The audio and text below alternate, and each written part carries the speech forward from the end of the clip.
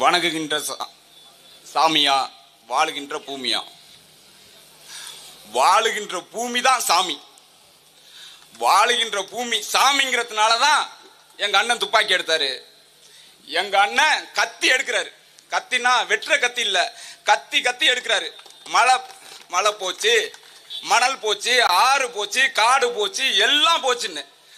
அதே தான் தொடர்ந்து என் தம்பி, எங்க அண்ணன் எல்லாரும் கத்தி கத்தி எடுக்கிறாங்க. நம்ம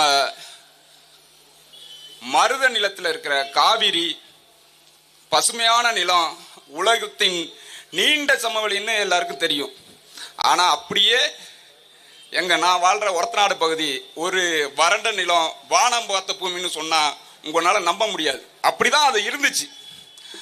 1936 எல்லிஸ்னு ஒரு இன்ஜினியர், ஒரு வெள்ளக்காரன் புது ஆறுன்னு ஒன்று கட்டி வெட்டி அந்த பக்கம் நீர் கொடுத்தான். அப்பதான் அது வளமான பூமியா மாறுனுச்சு. ஆனா இன்னைக்கு நான் சின்ன பிள்ளையில அங்க படிக்கும் போது, ஆத்துல விளையாடும் போது, கோடை காலத்துல குளிர்ந்தோன்னா தண்ணி வரும், கிணத்துல அள்ளி கை கழுவலாம்.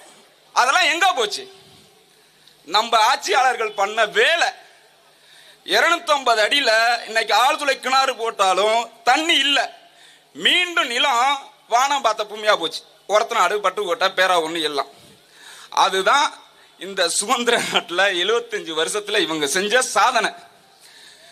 நம்ம என்ன சொல்றோம்னா, வாழுகின்ற பூமிக்கும் நாம தான், வணங்குகின்ற சாமிக்கும் நம்ம தான். அதனாலதான் பெருவுடையார் கோயில் குடமுழுக்குல தமிழ்ல பாடணும்னு நம்ம தான் வந்து நின்னோம். இப்ப நம்ம என்ன சொல்றோம்னா, நாங்க களவாணி படம் எடுக்க வரும் பொழுது, இந்த ஊர் தஞ்சாவூர் ராசி இல்லாத ஊரு, இங்க போய் படப்பிடிப்பு வைக்காத, இங்க வச்சா இந்த படம் ஓடாது அப்படின்னு சொன்னாங்க. எங்களை பொள்ளாச்சியில் லொகேஷன் பார்க்க சொன்னாங்க. இந்த நிலமும் அந்த நிலமும் சம்பந்தமே இல்லை. கும்பகோணம் ராசியான ஊருப்பா, அங்கேயாச்சும் போய் பாருங்கப்பா, கதைக்கும் அதுக்கு சம்பந்தம் இல்லப்பா அப்படின்னு வந்து நாங்க இங்க பார்க்கும்போது தான் எங்களுக்கு உயிரே வருது. அப்ப நாங்க சொல்றோம் இங்கதான் படப்பிடிச்சு எடுத்தாகணும்னு. இல்லப்பா அது ராசி இல்லாத ஊர்னு. நான் பிறந்த ஊர் எப்படி இல்லையா ராசி இல்லாத ஊருன்னு. அங்க நாங்க போராடி அந்த படத்தை எடுத்தோம். அந்த படம் மாபெரும் வெற்றி அடைஞ்சிச்சு. அதற்கு பிற்பாடு இந்த பகுதியில் கிட்டத்தட்ட 100-200 படங்கள் வந்து எடுத்திருக்காங்க. அந்த ஒவ்வொரு படத்துக்கும் நாங்க இந்த தஞ்சாவூர்ல இருக்க lodge, hotel, petrol bunk, car ஓட்டுறவங்க, கறிக்கடை இப்படின்னு நாங்க பல கோடி ரூபா கொண்டாந்து செலவு பண்ணியிருக்கிறோம். நாங்க அரசியலுக்கு வராமவே 500 கோடி ரூபா கொண்டு வந்திருக்கோம்னு நினைக்கிறேன் இந்த நிலத்துக்கு.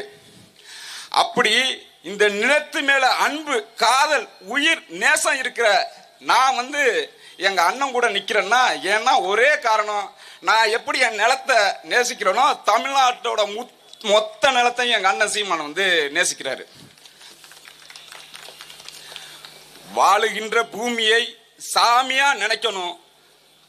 சாமிய நம்ம வாழ்வின் அத்தனை உரிமைகளையும் சாமியிடம் பெறுவதற்கும் நாம் தமிழர் கட்சி தான் நிற்கும்.